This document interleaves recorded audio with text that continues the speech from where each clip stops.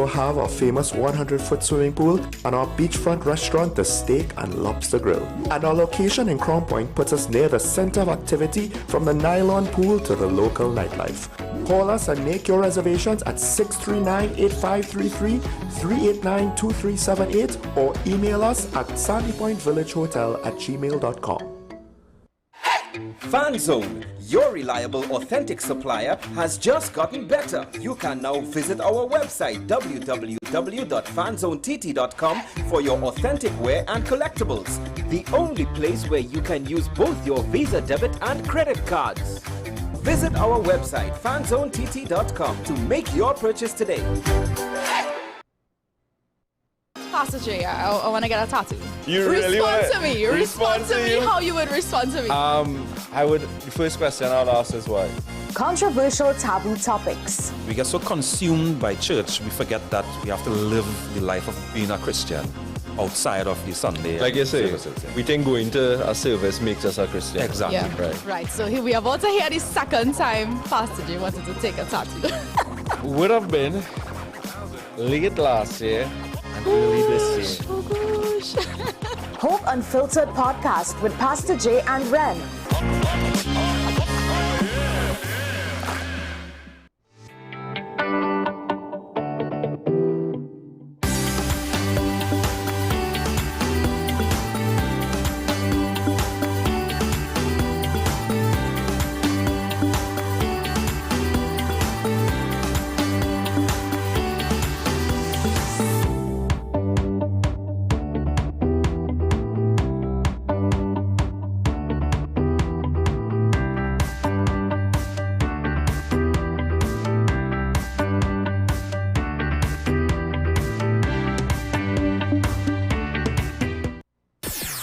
WESN.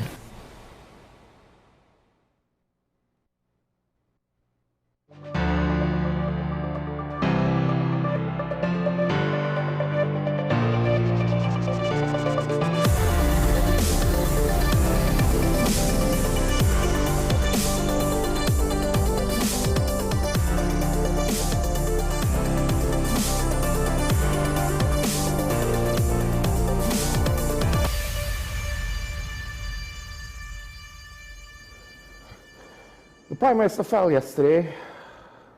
Nothing serious happened. She used it as an opportunity to kind of give a small anecdote, inspirational quote. Cynics might say to utilize some buzzwords to have a photo opportunity.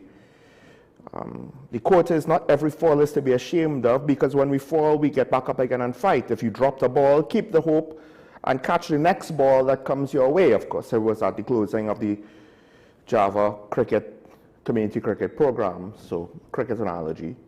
But the thing is, something like that is a good moment, is a good opportunity to remind people about resilience, to remind people that no matter what happens, you have to deal with tomorrow. You can't just collapse over despair about today. You can't just give up. It's a good moment to show certain communication skills. I just wish, to some extent, we would see other communication skills coming out of our politicians in general. And in this case, a lot more of my commentary on communications will inevitably end up being on the government, because the government is the one that proactively has to try and communicate things, lest it be victim to always being seen as a reacting body that is on the defensive. And usually when you're on the defensive, you end up looking guilty, or you end up looking incompetent or something bad if you always are on the back foot, if you're always playing catch up, if you always seem unprepared. And now that leads me to my next point.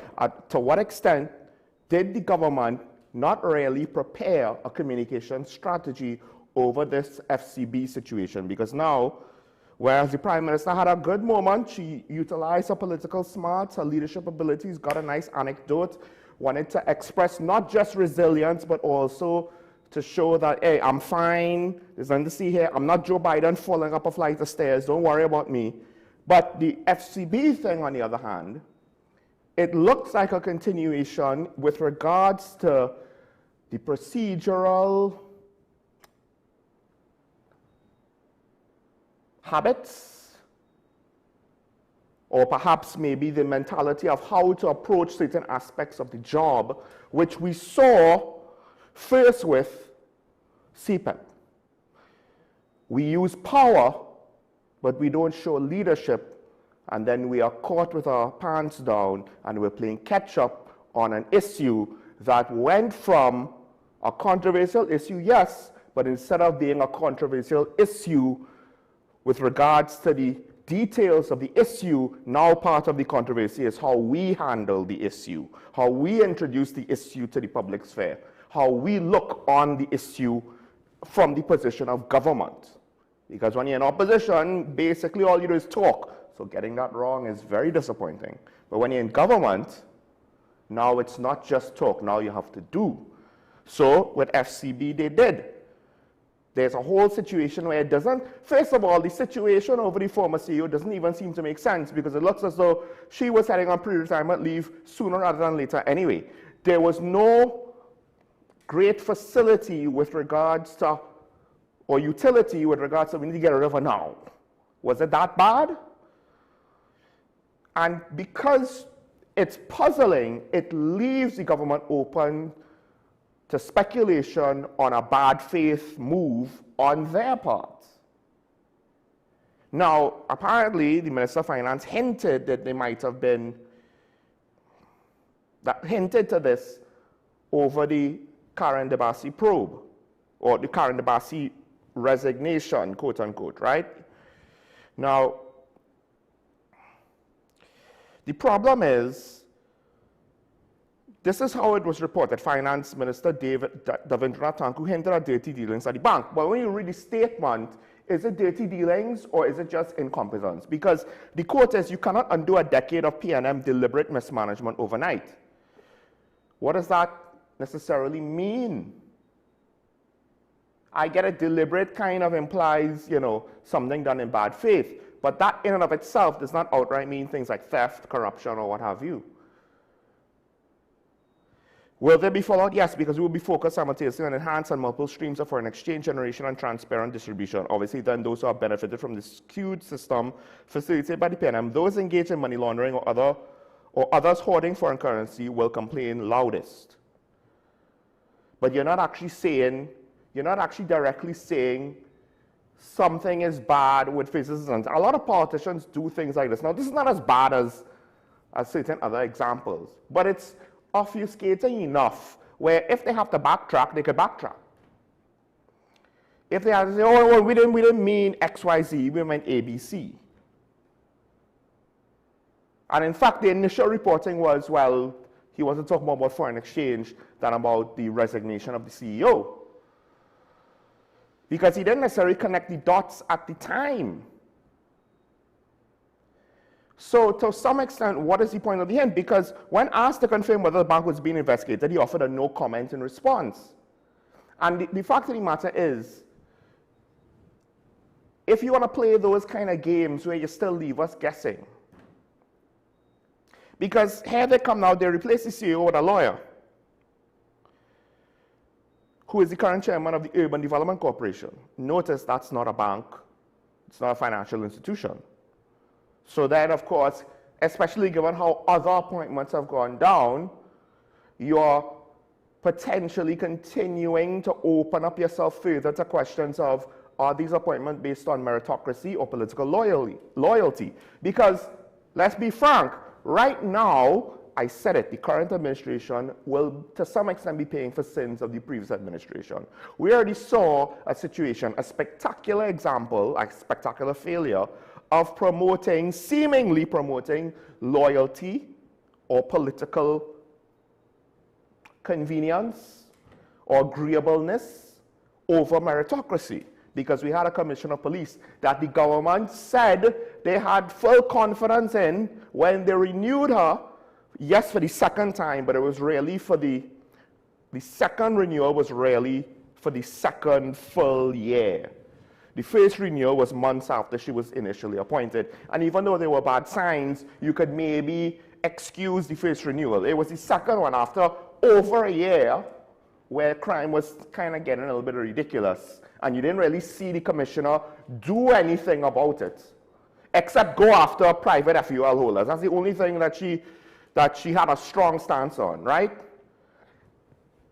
It brought up the question with regards to the effectiveness of her appointment, and why did the government at the time, because they wanted to save face, so they kept a bad situation, they left it to continue. So I understand deliberate mismanagement is not as specific as you would think. And I'm not saying that they have to say anything with regards to an investigation to reveal too much and compromise the investigation. But at the end of the day, the Prime Minister saying that First Citizens is now being investigated. Think about it. The investigation has not concluded. So what's the difference between now and last week or early in the week when the Minister of Finance didn't want to continue commenting? Did he reveal too much in an attempt to not seem as though he was avoiding the question with regards to the situation over the former CEO of First Citizens Bank? Did he reveal too much, when in reality what he revealed didn't really address the specific question anyway, and opened himself up to the further question of, is FCB being investigated? So technically speaking, he kind of made two errors, but I would argue, why does it feel as though this is a situation where the current administration is currently, once again, trying to play catch up when the public has questions? There were specific issues that the public had over the CPEF firings. Some, like me, did not mind the government looking to clean up CPEF. It's just how you did it. And I, to some extent, believe it's a similar situation with this. It's how you are doing it. And it's very disappointing if it seems as though you are doing things without a full plan. You can plan what you're going to implement specifically, directly, to deal with the situation in cabinet. But part of the plan, given that you're a government, you're public office holders and you're leading a country, should include, what do we tell the people about X, so that no one could accuse us about nonsense that isn't true, so that we don't look bad, so that we don't unintentionally put egg on our face, so that the circumstances of the situation don't get outside the realm of our control and turn into a situation where we are being unjustly criticized for things because of obfuscation, uncertainty, and speculation. Now granted, at least coming after the fact to say something is better than nothing. But then the problem, given, and it's not your track record per se, although arguably if you look back far enough, you might find examples anyway of members of the current administration doing it. But when you come after the fact to give us a justifiable reason for what you're doing, the obvious suspicion is, are you just kind of trying to figure out an excuse to justify whatever it is you just did because you don't want to tell us the truth? That's the obvious suspicion. Because we're jaded, and part of it comes from your predecessor, so it's not your fault, but at the end of the day, it is what it is.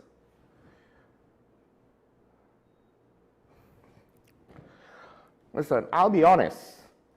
I hope I'm not right. I really don't like to be right about things like this because the implication is bad for the country. But more often than not in the last administration, we weren't wrong. So, yeah. And sometimes when you find the clues, it doesn't take much to realize, hey, this situation, no bueno. Former Commissioner of Police, no bueno. Situation with WASA, pretty sure it's a no bueno, given the fact that their actions seem in contradiction to their own actions in the same time period. This is to say the current administration. Given the fact that the PSA was more than ready to threaten legal action, where's all the kumbaya, where's the love, where's the coalition of interests? And just that name alone, coalition of interests, is not necessarily the most upright sounding thing if you really think about it. Because a coalition of interests implies what? Special interests. Special interest implies what? We don't care about you, Joe Public. We only care about what we get out of it. So now we got to see what's going to happen with FCB.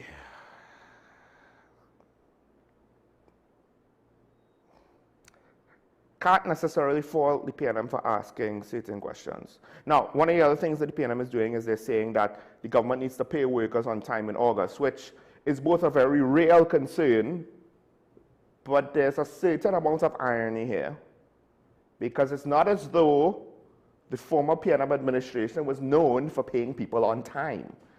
But to be fair, it seems like that's just a thing that our government does. I don't know to what extent other governments do it, but it's known that our government does it, right? Now, I don't have any personal experiences with matters like these beyond what I've had more or less in the midst of the last administration, because I have directly experienced the phenomenon of not being paid on time. Or in the case of the last two terms of office under the Dr. Israeli administration, not having enough money to be paid. Contracts exist, they just don't pay them. EFCL, anybody? Anybody remember that? Yeah. They just decided to fold up a whole entity because they couldn't find the money. So, asking about payments for people, it's fair. It's just part of the irony is not just, it's not as though you were immune or never did anything like this. ESL. But also part of the irony is the fact that it's still the PNM budget they're working under. Like, they could finesse it to some extent. Yes, that's true. But it's still the PNM budget, right? And granted, the revenue is what the revenue is.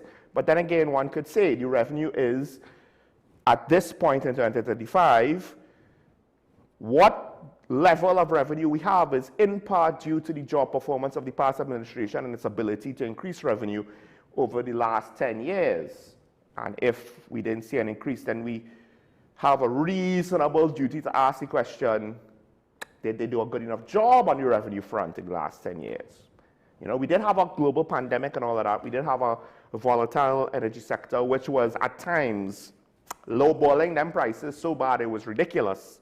And we were hurting even before COVID, but still. You know, and then there's the whole shipping imbalance situation, and of course the Forex situation, and the energy spikes with the various war situation, but then the cost of living increases and the price of food problems. But I just find this is, that coming from the opposition is a little bit ironic. Wage delays. I mean, we've had local government bodies basically complain about not getting enough funds. UNC bodies would directly say, in the past, would directly say, I'm talking pre the last local government election, that they didn't get their full allocation for the year. It was allocated in the budget, they just weren't given it. And if you read between the lines, PNM bodies also did not get much money. They didn't get what they thought they needed to function properly. Let's put it that way. And when they tried to use alternative means in order to do the work that they believed they had to do to the benefit of their local government body, the political backstabbing occurred. Let's put it that way. So it's just one of those things where it's hard for me to take you seriously when you're warning the government, don't do the things we did because that'll make you look bad. It's like, that'll make them look bad. The UNC should not do the things the PNM did because it'll make the UNC look bad. Well, what about y'all? Y'all are still the opposition. We still need you to figure out a way to stop making yourselves look so bad. So when you bring up things that you yourselves have been accused of and have not successfully defended yourself from those negative connotations, you make yourself look bad. That is a psychological reality. It doesn't even have to be true. It's just what's perceived. Of course, the government is saying that they'll meet their public sector obligations, but again, until we see it, it's an empty promise that eventually, if they fail at it, the longer they continue to just say things like, we'll find the money. We have no money, but we'll find the money. But we can't find the money for this or that, but we'll find the money. Well, at some point, it will chip away at the aura that you've crafted for yourself coming out of this election. And things like, we'll find the money to meet our public sector obligations All right, but we need to actually see it. We'll try. We're committed. It's not quite as sure in the speech. Government wants to cut contract jobs, and here's the thing. How you implement something like this is really what's important. Because I believe there are certain types of jobs in the public sector that do not have permanent positions. Right? Some of them are all contract, or a lot of them are contract, right? I believe public relations is one of those positions which is more or less on contract across the board. In part because, I think because of the election cycles. So it's done like as a staffing thing for election cycles, because do you want to use the other guy's PR person? Maybe not, right? So that's tricky, But yes, there's some truth with regards to the abuse of contract workers. The problem is there was at least some justifiable reasons to do it. Not that it justified the situation completely, but there was still some reasons to do it, some pros to it, right? The cons might outweigh the pros, but that doesn't mean you shouldn't do it. What it does mean, though, is that if you get rid of the contract workers, what are you going to do to mitigate the negatives of the full-time public sector workers who are very difficult to remove? And there are many in the public sector who know this, so they exploit the system, and then it's a situation where I can't fire you because you're not working, because our labor situation in this country is stupid. Let's just say it how it is, right? Let's just say what it is. Of course, the unions would love that, because I don't think contract workers, I don't know if they qualify as union members. Could be wrong. There's one last thing I want to say. Coleman Bate is saying the government is broke and are using loans to pay for salaries. I just find that hilarious, given the fact that at least for 2 mid-year reviews, I believe in a row, they had to take out large loans to the tune of around $5 billion, at least once, if not for the last 2 years, in order to keep the budget afloat, because the deficit was expected, and I believed, if not the last 2 years, at least one of the last 2 years, the deficit went from $5 billion to 10 to 11 billion, so they needed to take a loan of $5 billion, because they only plan to have a deficit of $5 billion, more or less, right, and change. And I'm pretty sure most of the money was for recurring expenditure. There's more to recurring expenditure for the government than just salaries. The government light bill is recurring expenditure. You don't want to be taking out loans to pay the electricity bill. Yes, technically it's overhead for a retailer, but at the end of the day, it's basically recurring expenditure. It doesn't pay for itself. See, the airport project is a one-time thing. You only build the airport once in Tobago. And then you could take out loans for that, because it will directly bring money in. If you take out loans to renovate schools, you don't actually have a cash inflow from the government schools to then, in your books, deal with the investment that you made. So yes, there's indirect returns, but you can't account for that. There's no monetary flow, right? So Minister Ahmed may have had some tricks to kind of move the loan money around and not pay it for salaries or whatever. That doesn't matter. That statement is a bit oversimplified, because you yourself was more or less operating in a similar way. My complaint on the UNC administration, which it's not really a complaint. It's one of those things where if you continue to do this, then we will have a problem, because you, the UNC, complained when the PNM did it. But I understand you need to do it now because you're stuck in their budget. But the fact of the matter is, the thing that I don't like is that the UNC is basically doing what the PNM did. So again, this is how you make yourself look bad, because you're trying to say, look at what they're doing. It's so wrong. Look at what the UNC is doing. Look at what the government is doing. It's so wrong. The problem is, you kind of did this too. So for us to believe you, we have to look at you funny as well. I don't know how you think 4 months is enough to make people forget about the fact that you were taking out loans to deal with recurring expenditure ever since COVID, basically, at least as far as we're aware. So I don't know what I don't know what you're doing to be on this high. I don't know what meditation routine, essential oils, or hookah you're smoking, or anything else that's harder than hookah. But whatever it is, maybe that's why we have an issue. Maybe that's why we have a transnational crime problem in this country. Because too many politicians be too high on life sometimes to be able to actually see the reality on the ground. I don't know what else to say, because it's very funny to me when a politician says they're bad, pointing at their opponent who is doing more or less a version of what they themselves did.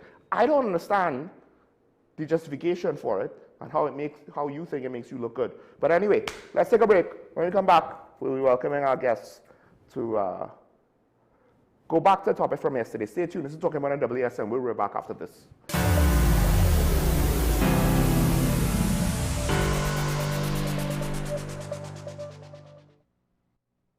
Welcome to ASTI, Advanced Solutions Technical Institute.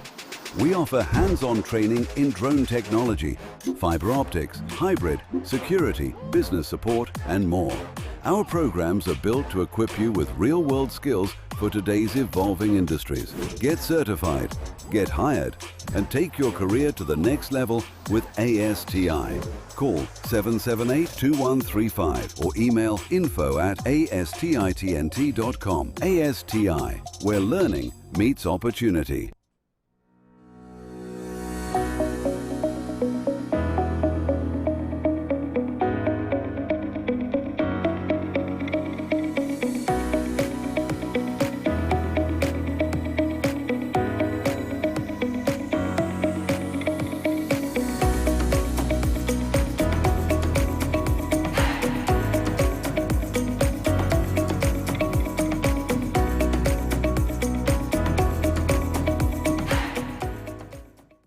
KDM Health Limited says, test yourself for STDs in the privacy of your own home. Our self-help test kits for all STDs are available at our wholesale office in Chaguanas. Call 283-1423. Visit our website at www.kdmhealtht.com or email us at kdmhealthlimited@gmail.com to place your orders. Available at all health institutions and pharmacies. Contact us for a free list of products and prices. I am Dr. Delphina Ovid, your friendly neighborhood dentist. At Community Hospital Dental Clinic, we offer examinations which include x-rays, basic oral cancer screening, and a treatment plan. We also offer cleanings, fillings, extractions, root canal treatment, and complete and partial dentures. Remember, you don't have to brush and floss all your teeth, just the ones you want to keep. Give us a call at 235-5479. The Community Hospital of Seventh-day Adventist, Where good private health care is affordable. If these walls could talk, they'd cry uncle. They didn't plan to become offices or yoga studios. But they've stood by us, even when we got a little stir-crazy. For that, they deserve some thanks. They deserve Benjamin Moore. Struggling with heart health or frequent migraines? Discover the simple steps to reclaim your energy and vitality. We're diving into a topic that affects about 422 million people around the world: diabetes. Tune into Wellness Unlocked, the series that delivers expert advice, practical tips, and inspiring stories to help you take control of your health and well-being. Your health matters. Don't miss Wellness Unlocked. Watch now on WESN and take the first step toward better health.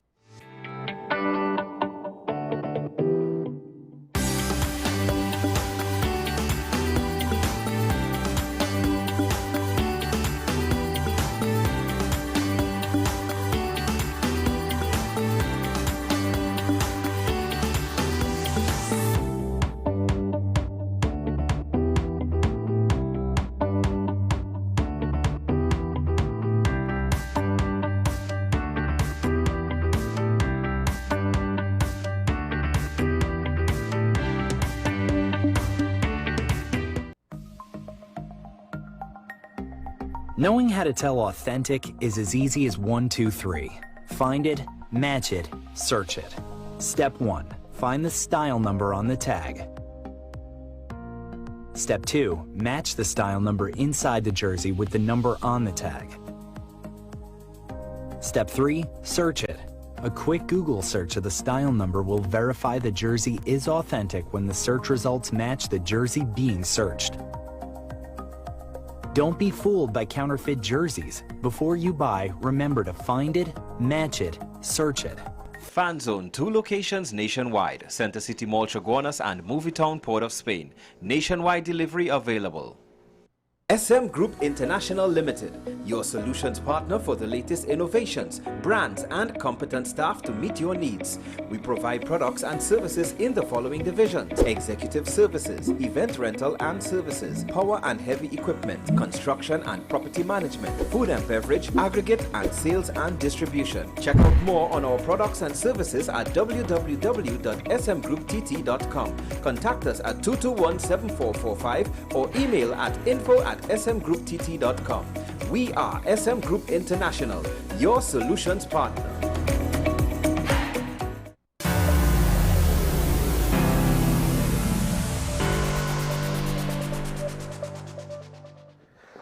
Well, yesterday I opened up the show with a little bit of a soliloquy on press freedom and the implications of what former independent Senator Suniti Maraj said, because there's a very practical reality that by cutting government resources, it limits what the media industry could do in this country, because unfortunately the media industry is one of the areas that have become dependent to some extent on government expenditure, like many other sectors of the country.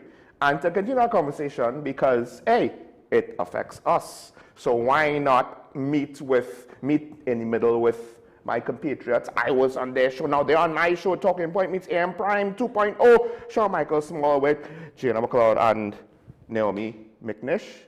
It's very Scottish names we have here when you think about it, right? When I look at your rundowns, when I open up a fresh one, because you're all at the top every day, and I kind of see the two names, I'm almost kind of like, which one is which, you know? McLeod, McNish. Yeah. It was so weird how when I first came in, I was like, so we both have Mick in front of our names. Yes. I love that. But neither of you have the corresponding accent. It's disappointing. One day, I'll practice it. You know, it'll kind of be like, you know, this ESPN show, Mike and Mike in the morning. Yes. Mike and Mike in the morning. that sounds like a really good spin-off show. I mean, I used to love Mike and Mike. They did Mike Go Like Dirty, but that would be very interesting. Mick and Mick in the morning. It sounds so catchy. I love it. Now, I don't know if ESPN will come after us for that one. It's not Mike, guys. It's not Mike. Now, press freedom. Y'all are more or less in that space, of course, co-hosts of AM Prime. Y'all kind of deal with it from a different perspective than how I deal with it. But at the end of the day, we're also all students of journalism to some extent and media, right? So what was your first impressions for what Suniti Maraj said? Because I agreed with what you said on a practical level, but then there was the whole principle of, but if we depend on the government, then won't we be, you know, beholden to the government, vulnerable to their demands? Because they can say, well, we'll pull the funding. But the flip side, she's kind of right. A lot of media houses kind of depend on that because private advertising is not really enough right now. The whole landscape is kind of lacking. Yeah.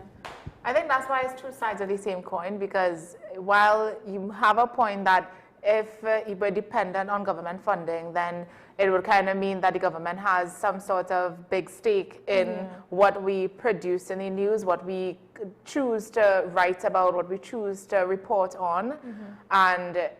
But it could also be that if government pulls funding, then that pulls media's resources, and resources in terms of our investigative journalists, our journalists who needs to have certain things in place to be able to report on an incident, report on a matter.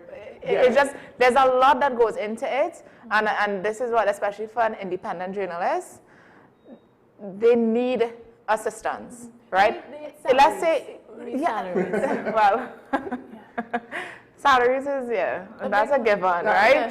Just to point out, so people understand, there's field reporting, which will have a whole set of resources, mobile resources. Yeah. But then deep dive investigative journalism, if you're spending like a month on a piece, it's kind of hard to make money off of that reporter because how many other stories are they going to be writing in that time? Yeah. Exactly. So that's where it comes in, where the funding is necessary to support the work of certain journalists and in the media as well. Is it that we're too small for the private sector to do it? No, because even if we are controlled by the private sector, the same thing can happen. They can pull funding if we say something that they don't like. And I think it's even more destructive, explosive is the word I want to use, is even more explosive because they can be triggered by any little thing and they hold to little account. Versus if the government, I mean, we can report on something and they still have to make their lack of support look good for the public. They still have to kind of say, well, you know, I don't want to actually pull funding from media because, you know, X, Y, and Z said X, Y, and Z about me. But, you know, they just have to do it in a certain type of way, whereas if it's private, they can just pull it just because they don't like it. Well, I mean, look what happened with the TTPS TV show. One joint select committee later, when ironically the independent senator made the comment, hey, what? Your boy is not in line with your public messaging, and they pulled him, and then it kind of turned the thing into a bit of a mess, at least for a few months. I don't know if the viewership retained, I don't know if it has the same journalistic value, because now current Minister of Homeland Security, Roger Alexander, there were times when he was candid with the people, when he was able to kind of build up a rapport with the people, and he said some truths that I myself was like, well, I could say it now that he said it, but I wasn't going to say it, right? And you know, things that I knew to be true beforehand, and I was like, well, thank goodness somebody is officially saying it, right? I think this was with regards to the fact that there weren't enough devices to ticket people for traffic violations, and they went all digital, so they couldn't just bring out ironically, the paper books, despite the fact that they're not fully digitized. So, and then, I mean, look, there's a state media house. To what extent have we seen them be critical and objective while the country is complaining about things? Yeah. They're not allowed to be. They are not allowed to be. And that is what people are worried about when it comes to government funding. That the same point you made at the beginning, Sean, that if the government is funding or has majority of the stake in a media house, then they control what that media house puts out, right? But I honestly don't think that is 100% true, or even if it is, it's not supposed to be that way, right? Because a media house is, and we learned this in school, a media house is supposed to be a watchdog for democracy. Exactly. So with government funding, this is where we have to now differentiate. Okay, the government doesn't have a say in what we put out. The media house does that 100%. Can you be confident in that? Even because I've already spoken about, and you all have probably observed, there are situations where we question about independent bodies being tampered with. The Commissioner of Police, the Office of the Commissioner of Police, the Director of Public Prosecutions and his office, the Auditor General, and that whole fiasco, which was, it was almost a real, whatever bad PR situation that was, like how obviously bad it was. So in that climate, and I understand it's a new government, but I've been saying for a while now, the new government needs to understand, they're kind of paying some of the prices of the last government because they need to show us that they're not going to be that. They can't just kind of, you know, let us assume that. So with all of this stuff going on, and we know this is kind of how politics goes, unless we see something drastic, can we be confident? One of the things that Suniti said in the article was that, well, what she referenced in the beginning when Prime Minister Prasad Visesa said that she would be pulling the advertising from government advertising from media houses, right? That's how the whole conversation came about. Now, in doing that, I think it's fair to say, let's see what happens if that occurs, right? Although, as media personnel ourselves, it shouldn't be that way. There should be something, and Jada made up this point before we started the conversation. There should be something in place where funding is set in stone. It should not be pulled. It should not. It has to be protected, no matter the government, no matter the change in who's in charge. Yeah, well, explain, give us the basic details of how you propose that will happen. Well, it should be like a fund that's set aside, untouched by either party. It's completely bipartisan. It's something that, say, I don't know, maybe the central bank puts the money into, and it's a percentage of the money that is needed to fund journalistic activities by each media house. Each reputable media house is able to access a certain level of funds. Now, I know... Because I didn't think about it when you initially brought it up, but I was now starting to think, who chooses who gets how much, right? Yeah. Because it's not just that, but at what point now, if the media industry grows, does the funds stay the same, grow with it? If there's more media houses, do they get a piece? Because there's still, the DPP's office showed, you could mess with funding, and that is an indirect means of control in that way. But that also brings about the question of us standardizing what is media in Trinidad and Tobago. Yeah. We don't necessarily have a board that truly governs, you know, who is a journalist, who is a media representative, which is something I've always called for, but it is a tricky conversation to get into. Especially in a world where you're going into social media, there's a lot of news or... But you made the point, social media gets their news from traditional media. Yes. That's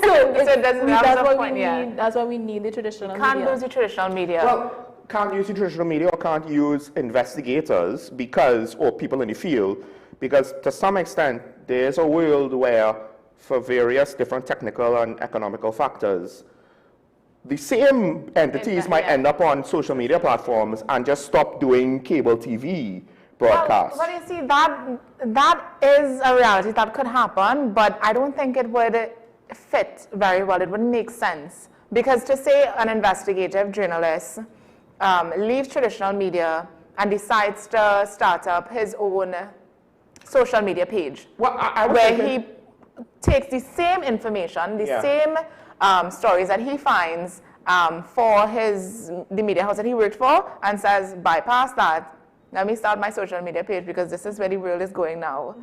But where's he going to get the funding?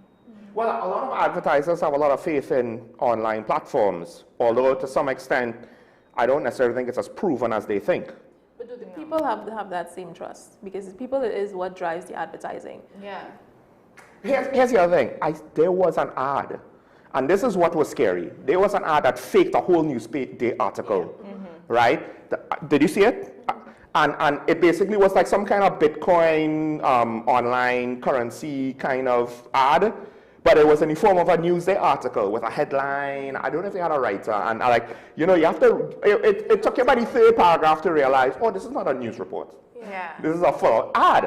And I don't think the news had anything to do with this ad, right? So now this is one of the things where these online advertising platforms, they could run the risk of being corrupted by other international things. I don't even know how this ad came about, if it was a local or a foreigner, but I was just like, but this is something new where I'm like, that could compromise the whole apple cart.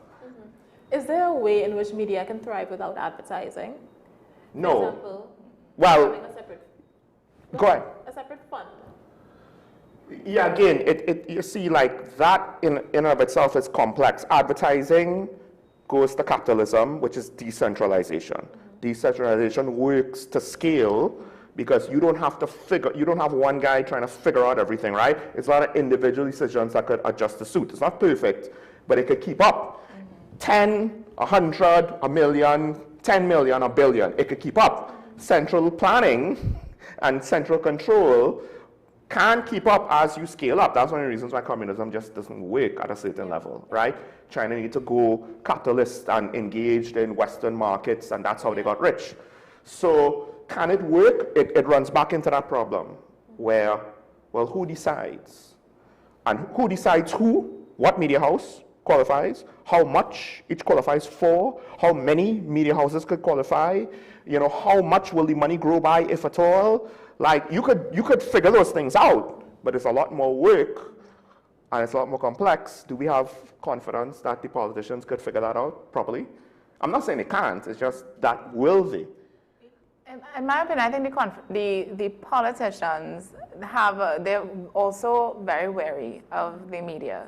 And that is why we find that politicians don't really show themselves in media as often as they should. As a politician, you are supposed to put yourself out there for the people to see you and to see what you really are about, but somehow they run from media.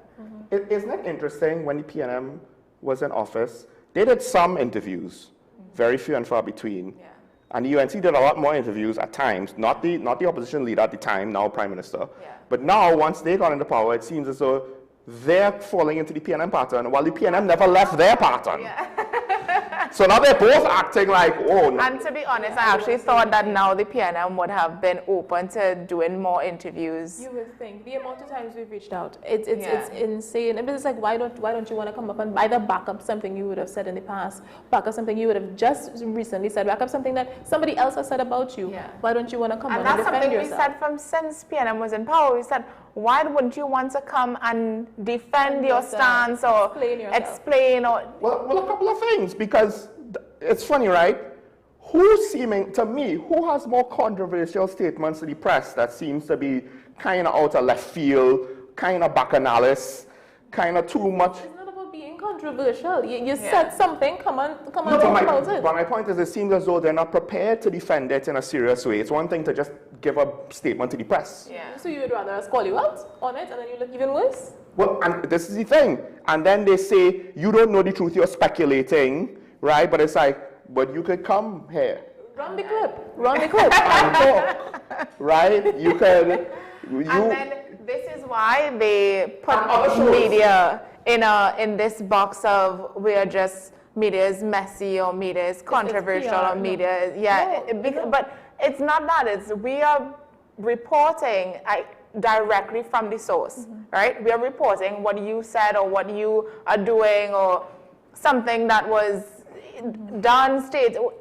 That's all it is. But then it's up to you now to come and feed into the media. Explain what you said, explain what you did, and that's how media becomes now. And then the viewer, because this is just, my mind is like rolling. Yeah. then the viewer now has the opportunity to listen and make an informed decision, because that is what it is. There's two sides to media, right? The intake and the output. Let's look at the output and intake. Input and output. Input and output. If you take a look at, say, those bigger international organizations like, say, the BBC, the Wall Street Journal, they require or they request some support from individuals, from persons. Yeah. So what if you looked at a system like that on a larger scale? Because we're a smaller country. I mean, this is one of the things, ironically, with social media journalism. First of all, certain commentators on social media, they have now reached on Piers Morgan, Fox, CNN, right? Stephen A. Smith built up his political base. He's an ESPN guy, sports guy, right? He built up his political base online, and then now he's an independent that normally votes Democrat on a Republican conservative channel, right? So, and a lot of that support comes direct. It cuts out the advertisers and the middleman in a way. You're supporting something that you believe in. There's issues with that, right? But at the end of the day, it's direct funding, whether it's Patreon. A lot of it is also either Patreon or they have their own ads, they have their own product to sell, right? Shannon Sharp has his own liquor, right, on top of everything else. And yes, there's some money from the online platforms themselves, but then you're not beholden to advertise. Well, you do have advertising, but you could kind of select the advertising for you. Don't have like 1 million ads and you have to try and keep all of them happy at the same time. Do you think that media should go in that direction where we really try to stay afloat without all the necessary ads and or even support from government entities rather than... Social media stuff has a smaller budget. Yeah. Right? Sure. Stations like WSN and maybe a couple of the other stations could probably transition a lot easier than some of the larger, older stations that have a lot more staff, right? That don't look as good as us, even with all that extra potential budget. Production and budget. Just saying, right? But I do wonder to some extent if we'll kind of be forced to do it. Yeah. You know, because it comes back down to, do we want to be independent or do we want to be large, I think. Independence is always best, in my opinion. because then what you can be sure that you're reporting on truth or something that you say that nobody else has a say in. So, but I want to go back to exploring the idea of using a government a budget. If there's a way that they can sign in, fund. If there's a way they can sign into law that it cannot be touched, so it must be beholden to a source like central bank. Now I know that there's problems in that because, I mean, as you would have rightfully pointed out, you can just pull the funding. But there has to be a way in which that stops. One of the things that we haven't really done in this country, the Joint Select Committee has members of the opposition. I don't know if we still have Joint Select Committees. That'll be kind of a shame because the UNC saw the value of that for them when they were in opposition. I don't know if they're afraid. I don't know what's going on there. We have to wait and see when the new term, when Parliament reopens, right? After honeymoon period. But one of the things that the Americans do, they don't just have like a committee to talk. Finances are controlled by bilateral committees to some extent. You're not going to have the same amount of opposition members or minority members as you would majority members, right? But the point is, at the very least, what that allows, and I've been saying this off and on for the last couple of years, well, the opposition gets to peek behind the curtain. For critical things, you could still say, you can't talk to the public and give out all the details like national security, but you got to peek behind the curtain, so then you could just say yea or nay. Because look, the president gets a peek behind the curtain intelligence. He's like, right, I'm a PNM president. She claims not to be, but you know, it's kind of hard to. But the point is, she signed off on the state of emergency, and I'm like, that's kind of a big deal to me, right? Because you kind of see it's technically people from two sides on the issue. So if the funding was controlled, yeah. So things need to be bipartisan, and this is something that is as well, because if it's one. So, we can govern that. Y'all didn't really explore the option or the thought that what if one of the reasons why the funding, the Prime Minister thought that it would have been best to pull advertising in media is because people don't really go to traditional media anymore. How many times have you heard somebody say, well, I don't watch TV anymore? Or I can't remember last time I watched news. Well, the more politically engaged watch TV. So it's a catch-22. Right. Right? Do you want to increase the market share, but do you want to lose your core audience? But the question is, what is the ratio? How much actually watch versus how much don't? Because you hear more people say, well, I can't remember the last time I watched TV, I said I'm going to watch TV. Most people get now their information from social media. And then they're wrongly informed. Wait. Not your peers? No, I just mean just anybody. And like, you hear it. It's not just my peers. Like, yes, especially young people, I would admit. But you hear it amongst the older generation as well. Not the boomers. But you do hear it, like middle age. Have you all considered this? At one point, after the teacher elections, Camille Pascal, who's been on the show, a former youth parliamentarian, he, at least then, it might have changed now, he said youth parliamentarians don't want to be politicians. No, yeah. Right? They still speak about that. Right. Yes, you were in youth parliament too, correct? Right. And then also, General John Bates, who's now an opposition senator, right? When she was on the show, she pointed to the fact what bothered her was not the politics, but the disengagement by young professionals. So we're talking about people 30s and 40s, lawyers, doctors. We're talking about the educated. We're talking about the middle to upper middle class to lower upper class. We're talking about, to some extent, the backbone of a lot of things of society. They don't want to see, hear nothing. They don't want to read no news. They don't like, it's just all bad, so let me just ignore it and hope it goes away. And all of them politicians we complain about, let them somehow solve it. Don't mind the fact that we complain about them all the time. We're going to leave it to them to solve and do nothing about it. So to some extent, I think part of the viewership, there are other issues with regards to that. One of the interesting things out of this election is, I think more people are probably watching political content, right? The question is... But are they what? Because I'm not doubting that people still are engaged in political conversations or engaged in news or, you know, but are they watching it from television? Are they watching it? This is where the ads would play. This is where you would find most of those... I don't want us to underestimate it. I do think people do watch it. And even if they get their initial news on social media, if a story piques their interest, they will come to traditional media to find out more. Because I feel like that's how we know it works. Social media might give you the highlight reel. But traditional media will give you the story. Yeah, you still have to go on the TV or the radio to actually get detailed news most of the time. I don't know a lot of people will actually then read the articles that they have online, and not all publications run all stories, right? Newsday and Guardian run a good amount of the stuff that is in the papers, although right now with what Newsday publishes, I kind of wonder if they're holding back a bit. And I think Guardian never put out everything. I think Newsday used to kind of put out a good chunk or almost everything. Newsday used to put out everything. And there used to be articles online that you would not find in the papers. Right. But I think a lot of that was because it was the initial article, and then they had like a correction almost, like a rewrite almost, right? And then Express, they barely put any of their articles online. So you still need to engage in traditional forms, and you could stream TV station news, right? But that's not, you know, it's kind of hard to get it off of Instagram. Instagram doesn't do streams, right? So for certain generations that just want to limit themselves to that platform. Because some people argue as well that we have, in a time where we don't want to sit down for an hour, sit down for an hour and a half to watch news, as you would back in the day. Back in the day, news ran from 7 to 8, right? And we used to sit down and watch the entire hour of news.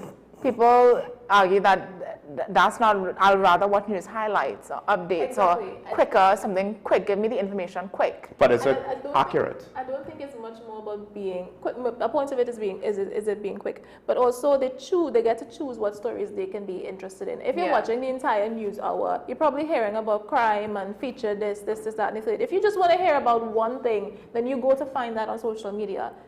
And you can pick and choose. So, like before WSN does a 3 to 5 minute newscast. You know, on the hour it's quick, it's shareable. Now, before we lose where we came from, to some extent there was commentary that even the PNM cut funding to advertising, and the cuts that the current administration did might not actually be that much. You know, when you look at the overall situation of what it used to be, right? Of course, when you have elections, the political parties spend, that's not quite the same thing, right? Or at least they say they're going to spend. And then they have IOUs that are just floating. It's not floating, it's very much given. But now comes the point where will press freedom, because that ultimately is the topic, right, be affected by the social media phenomenon? Because it's a couple of things. One, the whole, well, everybody's on the devices and they have ADD. I did see a guy, ironically, on social media, a school teacher.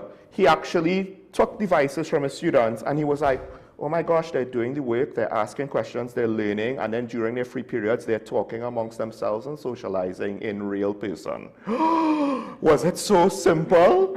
And then the other thing is, you know, the other thing about that whole social media phenomenon, so you have the distraction, but then you also have the whole fact of, well, if I get to pick and choose my news, then it's a lot easier for me to be biased and to feed into my biases and to not hear the other side, and that could further compound the division that we have between the red and yellow, plus the blue, plus the whoever else. Yeah.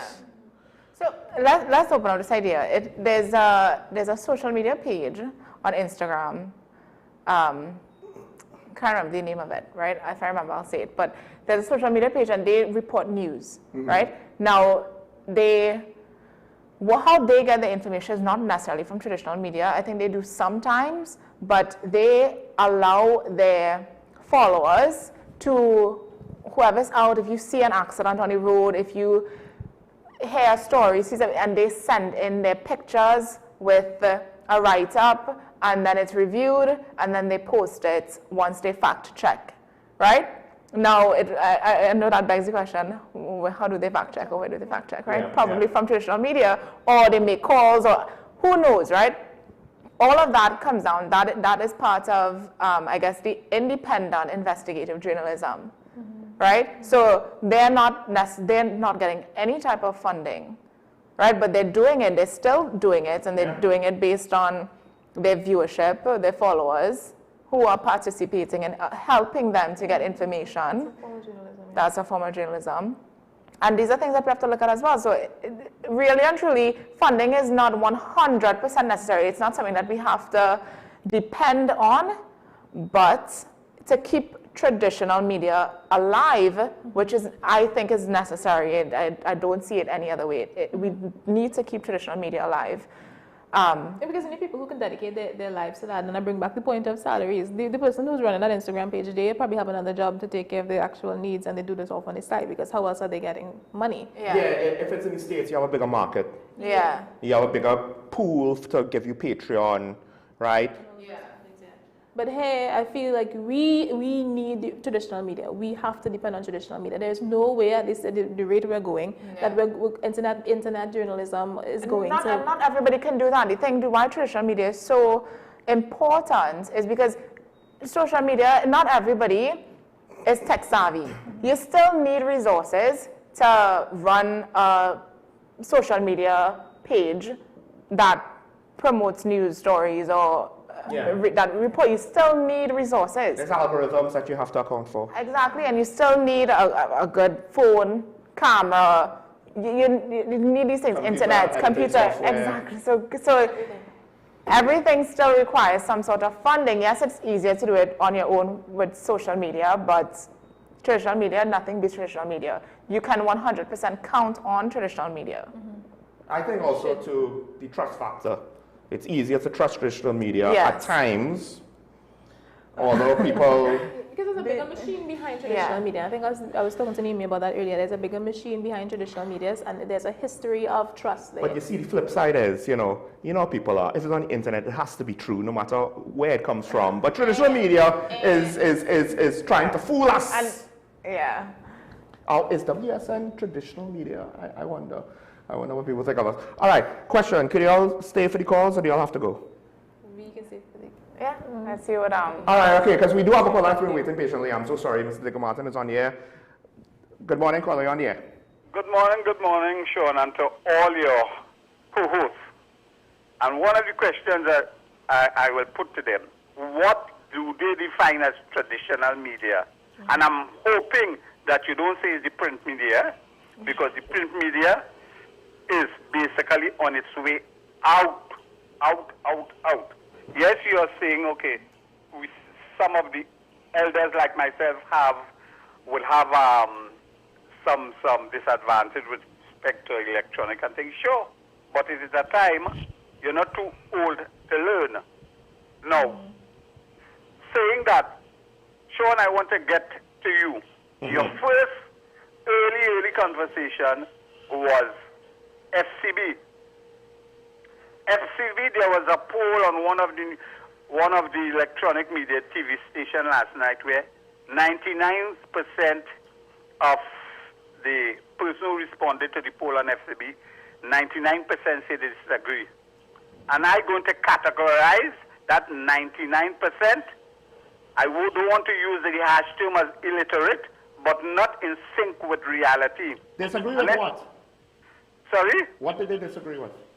The poll was the way the government is handling the FCB with respect to change of directors, etc. 99% say they disagree with the government.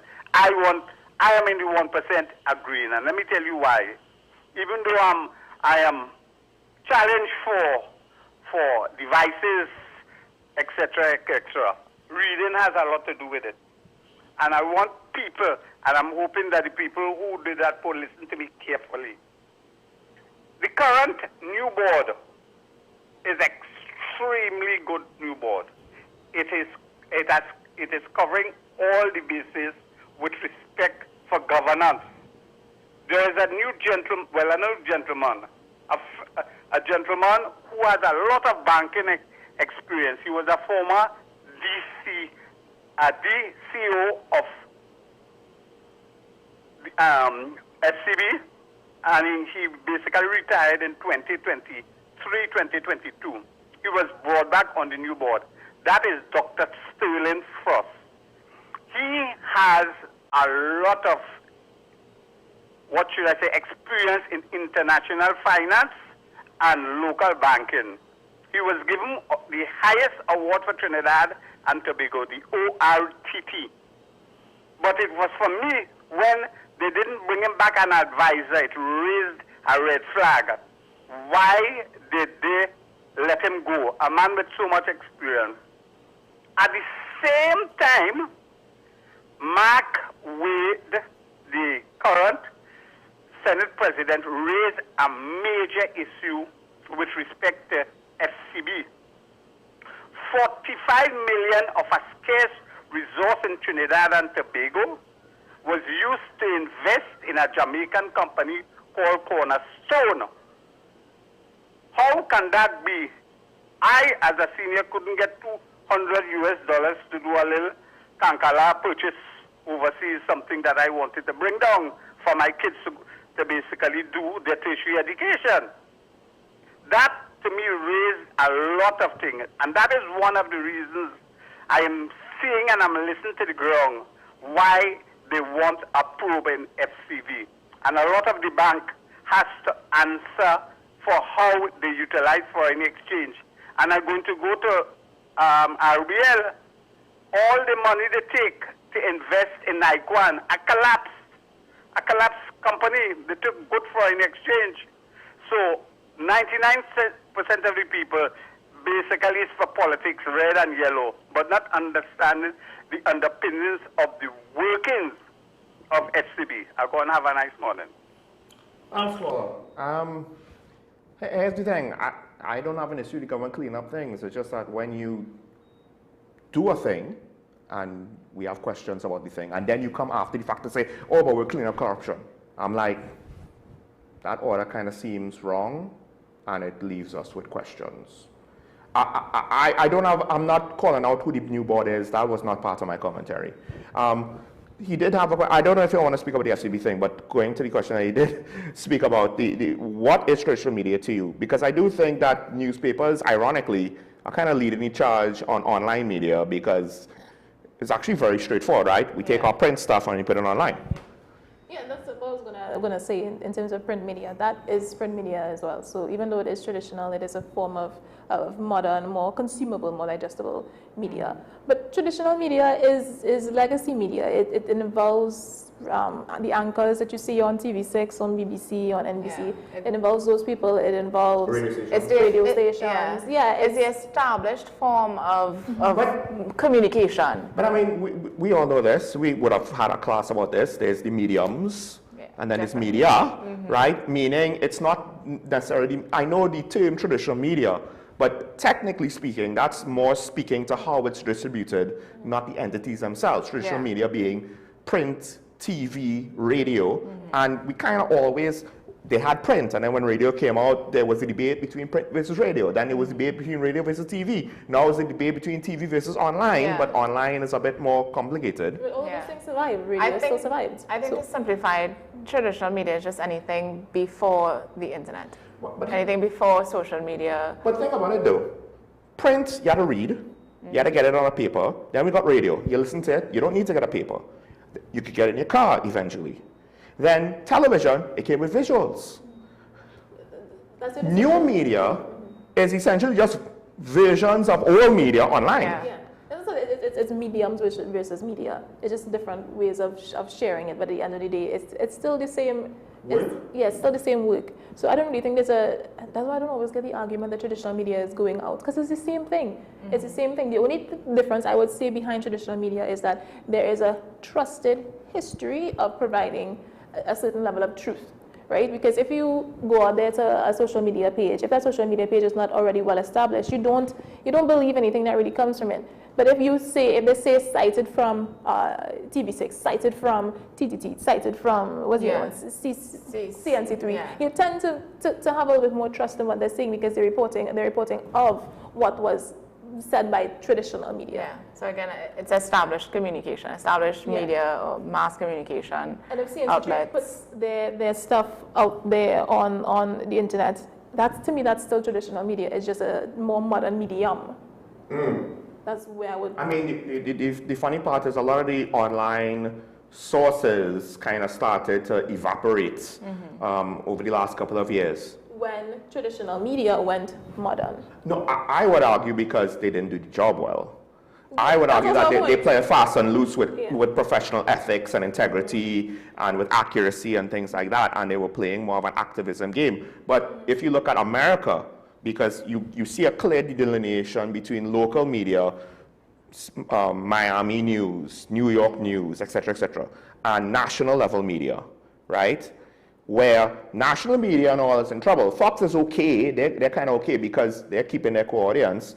MSNBC was divested. They are no longer, I don't know if they changed their name, but essentially as a brand, they're going to be rebranded as something else. NBC was like, this don't make sense, let's get rid of stuff, including, I think MSNBC and CNBC, right? I actually saw in the US, a lot of newspapers closed down. Yes. In the past decade or so, yes. They would have completely shut down.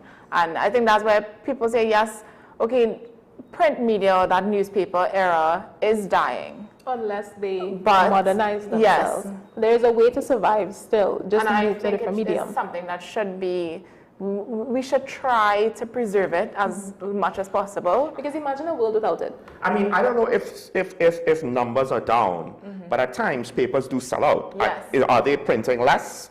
I'm not entirely sure. Do we have a call on the line? Diego Martin? Diego Martin again? Okay. Diego Martin coming up from to Diego Martin. Oh, new Diego Martin. Sorry. Good morning. Good morning. Well, I was born in 1950, so I always like my television, and I like seeing the people on television and watching their body language. So I will always like that, especially when you have two beautiful young ladies like that on your set. I must say that is my reason for watching television and listening. Not that I cannot do social media, but I can't think that goes on, and that I stay far from it. So you have a blessed day and continue as you're going, and I will always support any television station that has good transmission like what you have, and I always say you're the number one in my estimation in the country. And those two young ladies, I hope that they continue the good work they do and raise the station some more. So thank you very much. Thank you. We do have a call waiting, but I'll just say this. I think he was also kind of speaking to nowadays we phenomenon of AI bots with AI voices and AI scripts, with just video. There's no human there at all, and it just seems so fake. There was a stream of AI videos where you had AI news reporters, and that went viral of how real, and they were reporting of these hurricanes and these storms, and I'm like, except, do they look real? They do. They look real, but they if look like... If you watch it long enough, you will see the AI aspect of it, but they do look real. It looks like a very well-trained actor. Yeah. Like, too good, right? We have a Money line. Good morning, caller, on here. Sure, Mike Oswald, good morning to you and your young, lovely co-host. Morning, morning. Morning. Good morning. Now, I like the topic. And there's a yes and there's a no in the response in terms of society and independent journalism. The yes is that education-wise, it have nothing stopping any child from becoming whatever it is they want to in their career. So if those young ladies wanted to be lawyers, doctors, engineers, firefighters, police officers, it had nothing in the system that's stopping them. But why I would say the society hasn't done much for independent journalism is because if some of the journalists themselves, some carry the moniker of a propaganda spreader, because either they're writing for the red, for the yellow, and that is what is kind of kill it sometimes, because 40 years ago and now, technology has improved, and I would say the level of education in terms of the society at large itself has also improved. So more people now can see through the sense and the nonsense of whatever policy decisions those in charge are pushing. For me, I find in media to call them out and question them,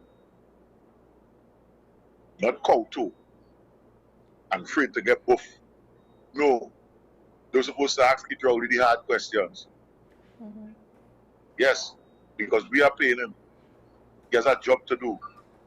And the rulers when I say rulers, those in charge mustn't try to operate as though, well, this land is theirs. No, it's not. It's all citizens own. So the media now, in defending the rights of truth, because there's a difference between the law and justice, right? And the truth is the truth that can't change. And I find sometimes, the media doesn't really get down to the truth. So take a look at this. You see the headline, 28,000 rounds of ammunition unaccounted for. All right? And then that story just get cool. And then you come later on, you'll see a murder scene, and then they'll tell you, well, look, some of these shells have the markings of the Trinidad Police Service or the Trinidad Defense Force. And then you run back, you might say, well, 28,000 missing. Or you hear the police come to carry, they find army outfits.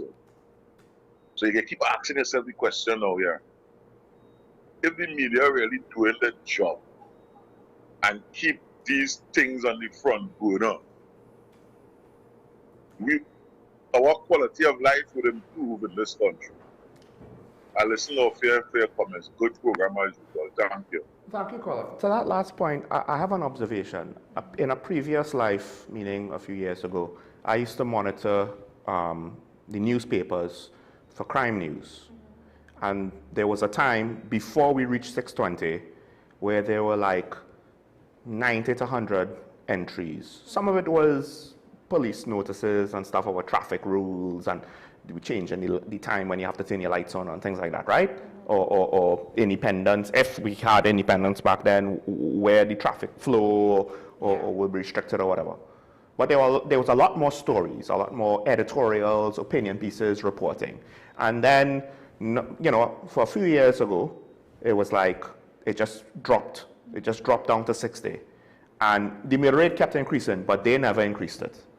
And I wonder part of that is not so much the media not wanting to say it, but like, it's weird. If they put too much out there, then they'll be complaining about over-sensationalizing things. If they don't put enough, and to some extent, I think both directions of criticism is correct. You run the risk of over-sensationalization, you run the risk of not reporting enough, and it's a balancing act. It's a balancing act of not being a reporter giving out opinion, but one of my complaints is a lot of reporters they repeat what was said, but there's no context. But then if they give too much opinion, to what extent will their biases now color? There's a fair. One of the first things that I learned going into school that really stuck with me is that there'll always be bias. Bias is, you can't run away from it. Even as a journalist, your bias is going to come in. Whatever you're reporting on, that is already going to have inherent bias. So we can't run from that. So when it comes to, and I think you made a good point coming on to the end there when it comes to investigative journalism. Why is it so much that journalists aren't doing their job? A lot. So you can see that there's a point to play that as a community, some of us have become very lazy. But a lot of the times we don't want to be the first person to speak up. We don't want to be the first person to put something out there to have. Because it will be seen as an opinion, and then you're just going to be left out there to bleed, because nobody's going to understand what it is you're talking about. Yeah. Because it's not easy to forget politicians. A lot of interview subjects, it's not easy to get people to speak on things, right? It's like they're afraid to put their words out there, then it's on your record, and people might politically persecute that. Them for them. Very difficult for us to find as media people, what we have to remember as well, living in a democracy means that media has free reign. That is literally what it is. Without that, you have something to say. It comes with risks. Right, it does. Everything comes with risk, but that is what it is, because in order for a democracy to function how it's supposed to, you have to have a strong media presence, and that media presence has to have all free reign to say, to report, to see, and report on matters that the public supposed to, that's how they're gonna see truth. And let's kind of close the conversation and wrap up with this. Are media houses doing enough to justify our own existences? I think the simple answer there is no. We have no, we have a yes. right? Because first of all, and then there's the question about are media houses biased? I think media houses are not necessarily biased. Yeah. They might limit how far they go. I think reporters individually might be biased, right? Yeah. But is Fair media factor. locally doing enough? Why do you say yes? I don't think it's a fair question, just because I think inherently by being a journalist, being in journalism, you are doing quite a bit. I mean, compared to the rest of the country, yes, I will admit that. But then there's also the point, especially that the caller made, journalists aren't reporting enough of what, okay, so he gave an example, right? Oh gosh, he gave an example with the bullets, TTPS bullets, and then, right. So in a story like that, and it's true, I've seen this, in a story like that, why isn't the journalist who's reporting on that story going into and finding out like the root cause, like why was there these shells? You report on it, 5 spent shells, marked TTPS, but where did it come from? And then you stop hearing about the story and you hear nothing about it after that. So there's not enough being done on reporting. I will say this. There's different reasons why that might happen. Right, and one of the obvious and usual reasons are because nobody, despite the fact that there are all these leaks with regards to the bullets actually being taken out of the national security services, with regards to communications going into and out of maximum security prisons, with regards to corruption, dealing with criminal gangs and whatnot, who have what deals and who make what alliances and who may have been, feeling the dragon a little too close with regards to the white powder and the dragon. I mean, I'm not saying, And then that's where the journalist comes in now to break all of that down for the consumer. But believe it or not, the key is, but when it comes time to get somebody to speak about problems in schools, the teachers have a gag order. When it comes time to speak about COVID, the doctors have a gag order, right?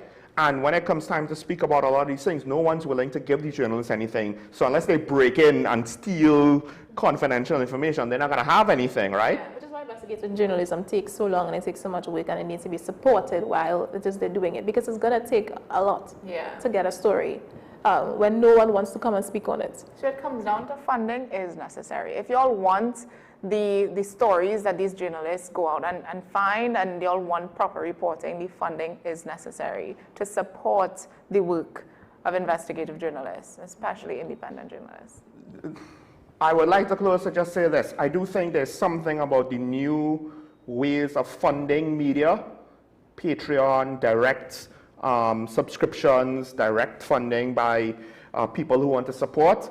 I don't know if there's enough people in our economy that could do it now, but in theory, if everybody just paid $1 a year, that already is a pool of over $1 million, right? If you just take away the kids out of it, you get somewhere around $1 million, right? So in theory, it's not impossible. But that's the funny part. How do you kind of make the system work? And I think part of it is we just have to figure out where we want to start and then grow that. Because these things in America, it took time for them to reach where they are now, right? But that doesn't mean that we can't get there. We still have to try. All right, we're going to wrap up early today. So I want to thank Mr. Diego Martin, Mr. Rima, and Mr. Diego Martin, to Mr. Diego Martin today. Good to hear from you. Second, Mr. Diego Martin, that's only OG callers on Talking Point, by the way. So it's always good to hear some of our people. Glad to hear that you're well. Thanks to the co-host of AM Prime for joining me for this discussion. There was more that we were talking about, but you know what? This was going good. Mick on Talking Point in the morning. I mean, maybe we could talk to the executive producers and do a brand switch. I don't know. Maybe. Maybe. I love AM Prime. Yeah. Okay. Folks, just want to... AM Prime with Mick and Mick.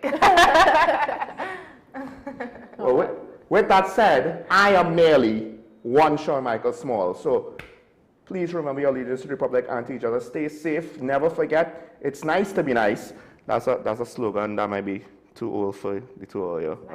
Back in the mid-90s. I miss those days. Simpler times, maybe.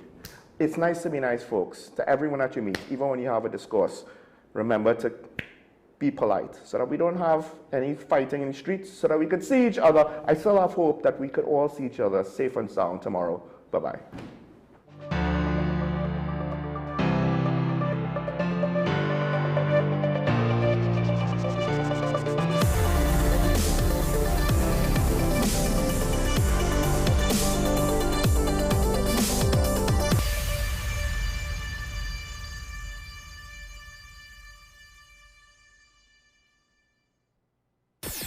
WESN.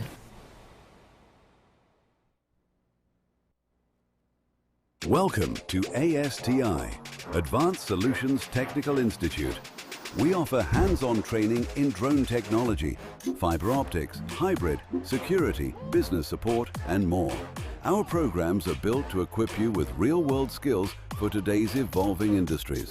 Get certified, get hired, and take your career to the next level with ASTI. Call 778-2135 or email info@astitnt.com. ASTI, where learning meets opportunity.